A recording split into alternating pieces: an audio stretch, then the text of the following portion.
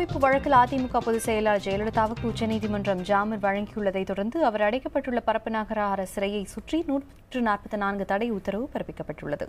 இதுகுறித்து செய்தியாளர் மோகன்ராஜ் அளித்துள்ள கூடுதல் தகவல்களை இப்போது பார்க்கலாம்.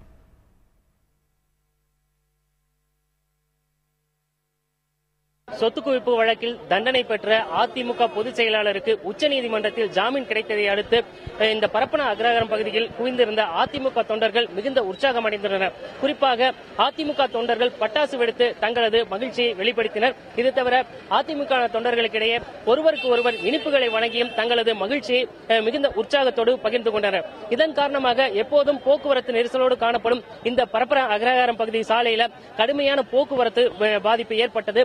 இதனை அடுத்து போலீசார் இந்த பகுதி, அதாவது பரப்பன அக்ரஹாரம் பகுதியில் 1 கிலோமீட்டர் பரப்பளவிற்கு 144 தடை உத்தரவு பிறப்பித்து உத்தரவிட்டிருக்காங்க. இந்த உத்தரவினை அடுத்து இங்கு குவிந்திருந்த ஆயிரக்கணக்கான அதிமுக தொண்டர்கள் அனைவரும் வெளியேற்றப்பட்டனர். இருந்த போதிலும் கூட ஆங்காங்கே அதிமுகவினர் கூட்டம் கூட்டமாக தங்களது உற்சாகத்தையும் மகிழ்ச்சியும் தொடர்ச்சியாக பகிர்ந்து கொண்ட வண்ணம் இருக்கிறார்கள். புதிய தலைமுறைக்காக பரப்பன அக்ரஹாரம் பகுதியிலிருந்து எஸ். மோகன்ராஜ்.